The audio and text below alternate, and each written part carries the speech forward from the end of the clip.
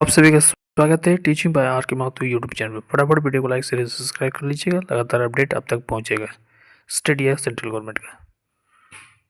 बात करेंगे railway new vacancy. जी हाँ, रेलवे न्यू वैकेंसी जारी कर दिया है, ऑनलाइन भी स्टार्ट हो चुका है, जिसमें बात करेंगे PRT primary teacher, TGT train graduate teacher, TGT post graduate teacher, physical teacher and various post.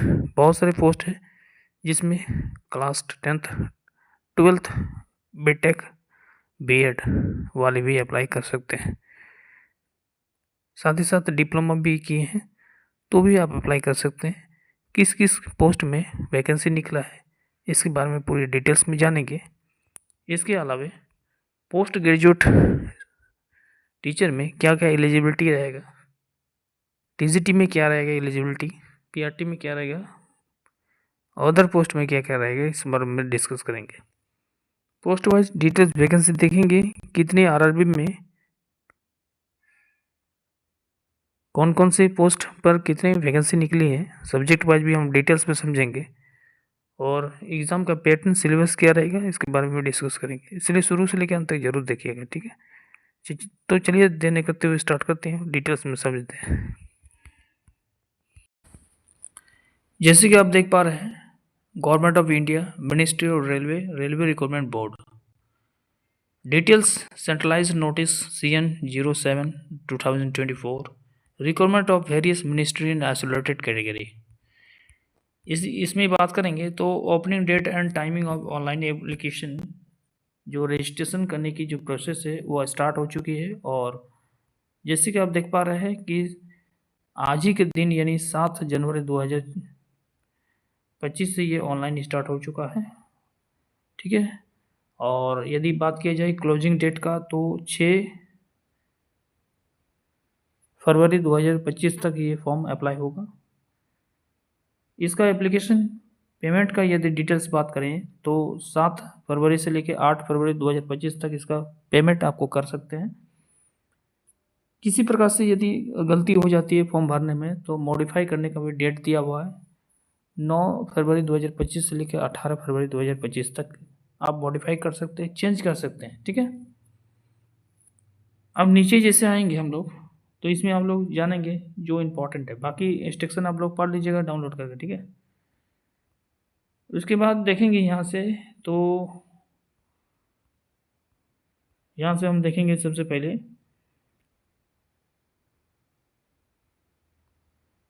कि आपका एज लिमिट देख लेते हैं। सबसे पहले तो एज लिमिट में छूट दिया गया है ड्यू टू कोविड के कारण।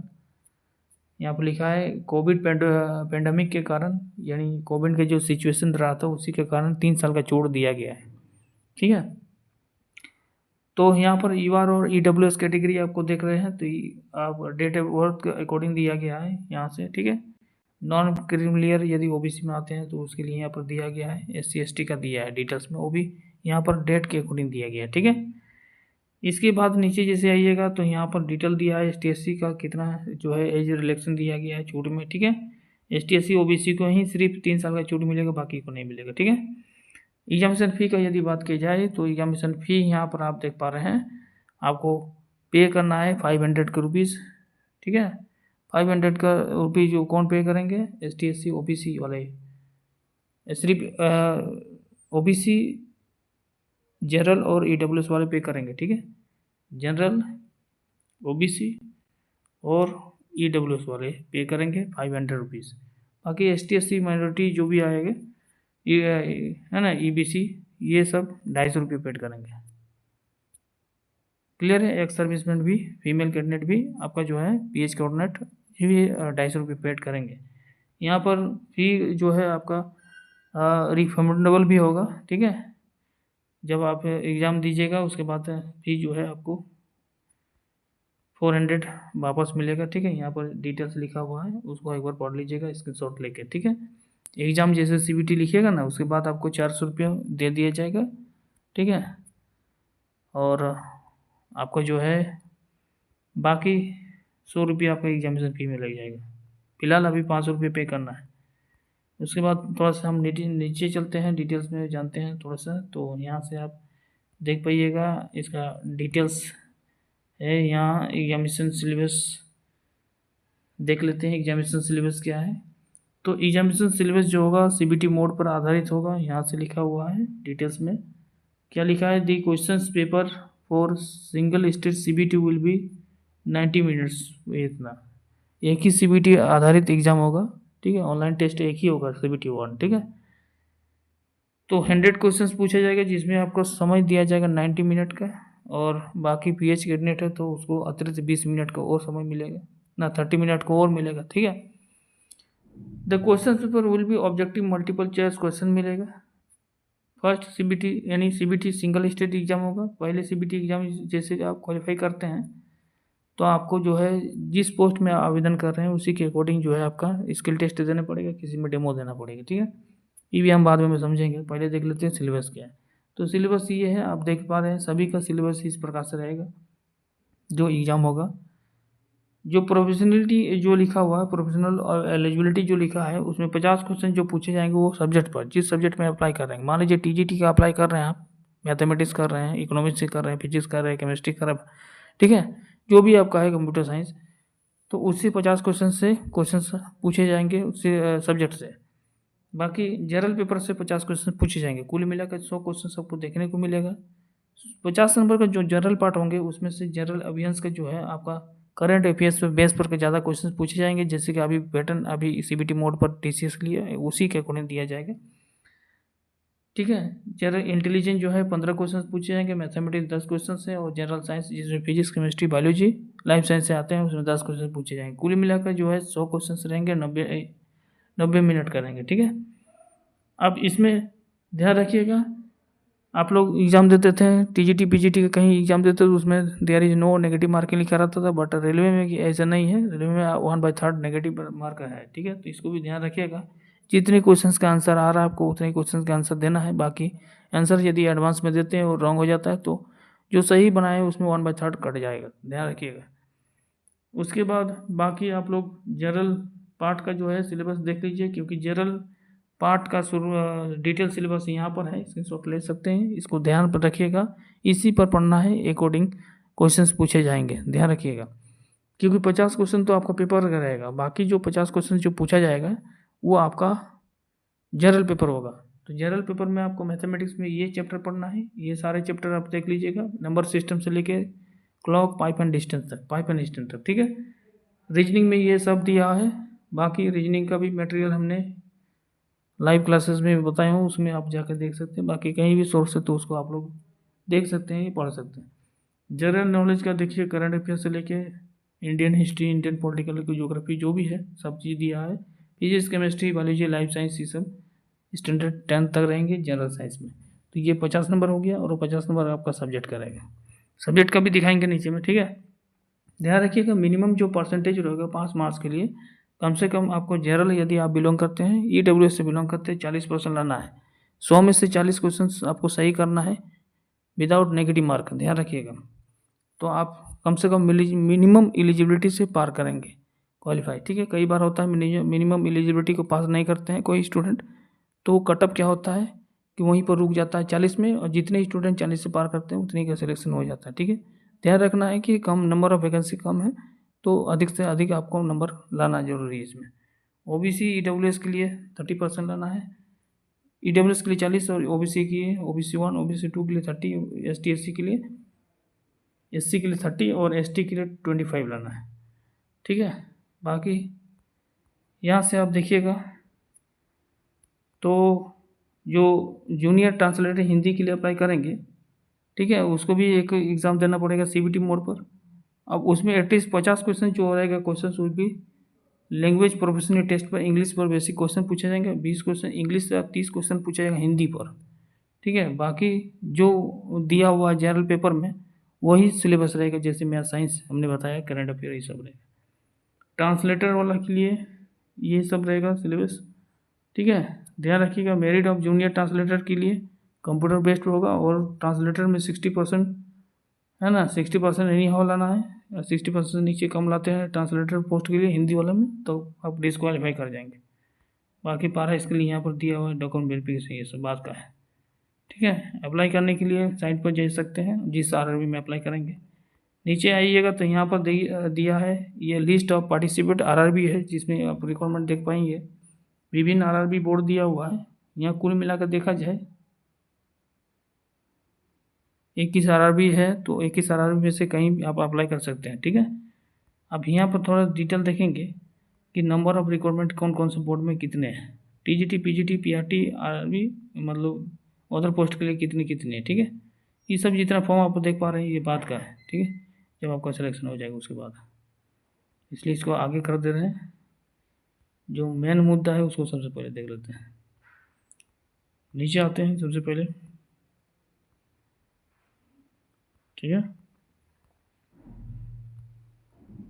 ये सब सिलेबस है। ठीक है, सिलेबस आप लोग देख लीजिएगा, डाउनलोड कर लीजिएगा, ये पूरा पीडीएफ पर डाउनलोड कर लीजिएगा, इसको देख लीजिएगा। जो मेन मुद्दा है उसको देख लीजिए सबसे पहले। ठीक है, नहीं तो आपको समझ में नहीं आएगा कि कौन सा पोस्ट में कहाँ अप्लाई करना है। देखिए, सबसे पहले यहाँ पर आएंगे तो एलिजिबिलिटी आएंगे। ठीक है, एलिजिबिलिटी मतलब कौन कौन से पोस्ट में किसके लिए क्या क्या एलिजिबिलिटी मांगा गया है, कौन अप्लाई कर सकता है कौन नहीं। तो आप यहाँ पर देख पा रहे हैं पोस्ट ग्रेजुएट टीचर कॉमर्स के लिए जो दिया गया वो लेवल 8 में आपका नियुक्ति होने वाला है। पे स्केल है 47,600 है। मेडिकल टेस्ट C2 होगा।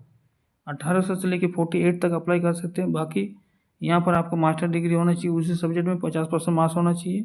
ठीक है, M.Com की डिग्री होना चाहिए। बिजनेस इकोनॉमिक्स की है तो वो नहीं चलेगा, ध्यान रखिएगा। डिग्री सिर्फ M.Com का ही होना चाहिए। साथ ही साथ आपका उसी सब्जेक्ट से आपका B.Ed भी होना चाहिए और इंग्लिश हिंदी में आपको नॉलेज भी होना चाहिए। कंप्यूटर सर्टिफिकेट कम से कम मिनिमम 6 मंथ का होना चाहिए। लिखा नहीं है लेकिन याद रखिएगा, नॉलेज ऑफ कंप्यूटर एप्लीकेशन लिखने का मतलब होता है नॉलेज में आपको पकड़ होना चाहिए, कंप्यूटर में दास्ता होना चाहिए, जानकारी होना चाहिए। क्योंकि जितने भी रेलवे का स्कूल है वहाँ पर आपका डिजिटल बोर्ड लगभग लगभग में है। ठीक है, कहीं कहीं में नहीं है, लेकिन हो सकता है कि आने वाले दिन में पूरा डिजिटल में ही आपको पढ़ाना पड़े, इसलिए थोड़ा सा ध्यान रखिएगा। उसके बाद यहाँ पर कॉमर्स मेल और फीमेल के लिए अलग अलग बांट दिया गया है, तो वो आप लोग देख लीजिए। हिंदी का भी वही चीज़ है, यहाँ पर आपका एजुकेशन क्वालिफिकेशन लिखा हुआ है। ध्यान रखिएगा, पोस्ट ग्रेजुएट के लिए आपको किसी प्रकार सीटेट टेट की आवश्यकता नहीं है। आपको पोस्ट ग्रेजुएट में आपको ध्यान रखना है उसी सब्जेक्ट में होना चाहिए, कम से कम 50% मार्क्स होना चाहिए और B.Ed का सर्टिफिकेट आपको कहीं गवर्नमेंट कॉलेज या प्राइवेट कॉलेज रिकोगनाइज या एफिलेटेड कॉलेज से होना चाहिए। ठीक है, कंप्यूटर में सभी प्रिफरेंसी होना चाहिए, मतलब थोड़ा सा नॉलेज होना ही चाहिए, उसके बारे में थोड़ा सा जानकारी होना चाहिए। ठीक है, इसलिए बोल रहा है डिजेबल लिख दिया है, ध्यान रखिएगा। उसके बाद नीचे जैसे आइएगा आप, यहाँ पर आप सब सब्जेक्ट में PGT अभी चल रहा है। ठीक है, यहाँ से आप देख पा रहे हैं खाली PGT लिखा हुआ है। ठीक है, सभी सब्जेक्ट का दिया हुआ है, ऐसा नहीं है। इकोनॉमिक्स का दिया है, यहाँ पर इंग्लिश का भी दिया है। ठीक है, इंग्लिश का दिया है, इंग्लिश दिया हुआ है। हिस्ट्री का दिया है, होम साइंस का यहाँ पर लिखा हुआ है। ठीक है, यहाँ पर फिजिक्स का भी है। फिजिक्स का फीमेल का अलग दिया है, फिजिक्स का मेल का अलग दिया है। यहाँ पर सोशोलॉजी का भी है, तो सोशोलॉजी में उसी सब्जेक्ट में होना चाहिए। यहाँ पर देखिए सोशोलॉजी का भी टीचर का रिक्वायरमेंट यहाँ पर दे दिया है, बाकी अदर में नहीं होता है। फिजिकल टीचर के लिए आपको BPED होना चाहिए, ध्यान रखिएगा। अब बाकी टर्म एंड कंडीशन लिखा हुआ उसको आप लोग पढ़ लीजिएगा। ठीक है, यहाँ पर देखिए कुछ ऐसे पोस्ट है जो अलग है टीचिंग से, नॉन टीचिंग में, जिसको आप बोल सकते हैं कि एडमिनिस्ट्रेटिव पोस्ट।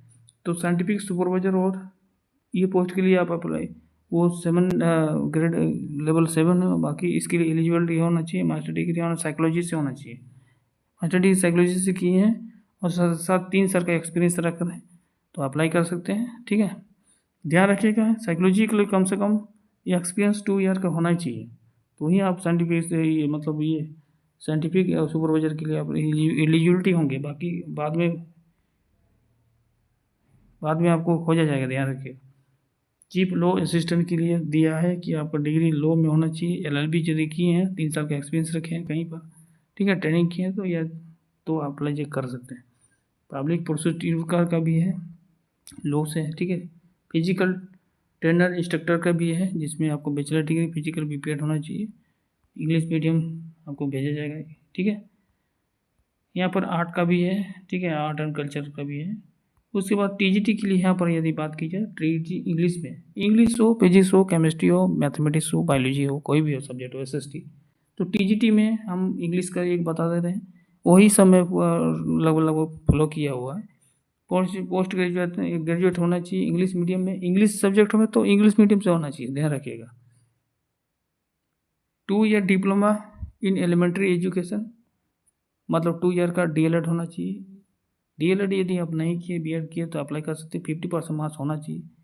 किसी का होता है कि आप 12 के बाद इंटीग्रेटेड कोर्स कर लेते हैं, तो वो भी अप्लाई कर सकते हैं। यहाँ पर लिखा हुआ है इंटीग्रेटेड 4 ईयर डिग्री यानी B.Ed के साथ B.Ped, BSc B.Ed ऐसे किए हैं तो भी अप्लाई कर सकते हैं। इंग्लिश के यदि आप किए हैं एटलीस्ट 50% मार्क्स और स्पेशल एजुकेशन B.Ed में किए, वो भी अप्लाई कर सकते हैं। बाकी यहाँ पर टेट क्वालिफाई चाहिए, इसको भी आप लोग देख लीजिएगा। इसी का सेम चीज़ फॉलो किया होगा अदर में भी। देखिए यहाँ पर क्या लिखा है, डिटेल से लिख दिया गया है। ट्रेंड ग्रेजुएट टीचर ज्योग्राफी के लिए आपको ग्रेजुएट होना चाहिए, ठीक है, पोस्ट ग्रेजुएट होना चाहिए ज्योग्राफी में।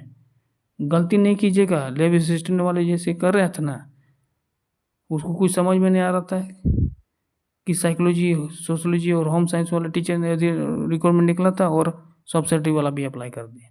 तो इसमें से आप उसमें भी साफ साफ लिखा था कि उसको समझ में नहीं आ रहा था। ध्यान रखिएगा, ग्रेजुएट होना चाहिए, वो भी ज्योग्राफी में होना चाहिए। जिस सब्जेक्ट का रिक्वायरमेंट हो उसी सब्जेक्ट में होना चाहिए।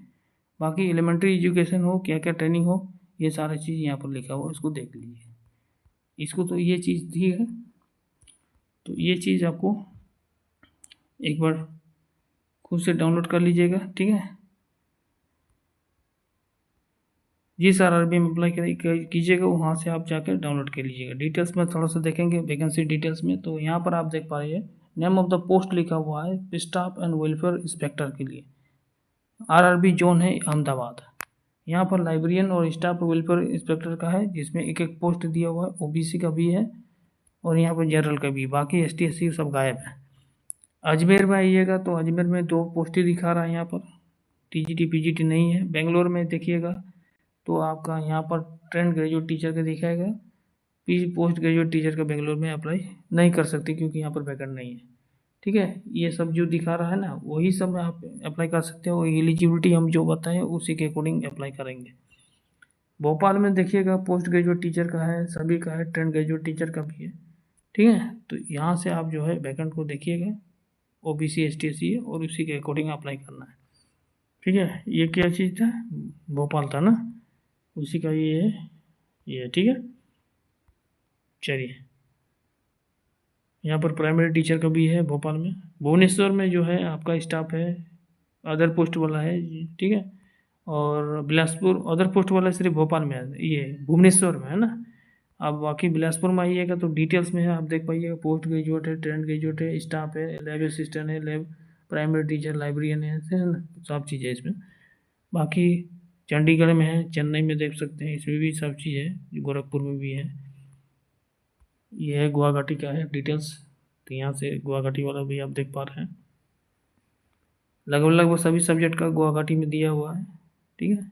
ये गुवाहाटी का है, यहाँ से आता है गुवाहाटी इतना तक, ठीक है। तो जम्मू कश्मीर ये हो गया, जम्मू कश्मीर 2 ही हुए है ना। कोलकाता बोर्ड आते हैं तो कोलकाता में भी लगभग सभी का है, ठीक है। कोलकाता आइए, उसके बाद यहाँ से आप देख सकते हैं मालदा। तो मालदा में पोस्ट ग्रेजुएट है, ट्रेंड ग्रेजुएट है। यहाँ से आपका मालदा वाला में देखिएगा ना, तो सिर्फ TGT PGT और PRT के लिए है, अदर और जो एडमिनिस्ट्रेटिव पोस्ट है ना वो मालदा में नहीं है, ठीक है। तो ये भी आप लोग देख लेना। मुंबई में यहाँ पर देख पा रहे हैं। इसी प्रकार से पटना हो गया, प्रयागराज हो गया, है ना, रांची बोर्ड हो गया। रांची बोर्ड वाले सिर्फ TGT के लिए अप्लाई करेंगे क्योंकि अदर पोस्ट है नहीं है इसमें। सिकंदराबाद के लिए सिर्फ जनरल वाला पोस्ट है जो एडमिनिस्ट्रेटिव आता है, TGT PGT किसी का नहीं है। तो ये टोटल हो गया, है ना। टोटल वैकेंट यदि देखा जाए तो यहाँ से साफ साफ लिखा गया है कुल मिलाकर 1036 वैकेंट है, ठीक है। 1036 मात्र वैकेंसी, वो भी ऑल ओवर इंडिया में, ठीक है। काफ़ी टॉप कंपटीशन होने वाला है क्योंकि नंबर ऑफ वैकेंसी भी लगभग एक करके सब में है, ठीक है। तो जिस बोर्ड में अप्लाई कीजिएगा सोच बूझ के अप्लाई कीजिएगा और जो सिलेबस हमने बताया उस सिलेबस के अकॉर्डिंग आप लोग को तैयारी करना है, ठीक है। चलिए, बाकी इन्फॉर्मेशन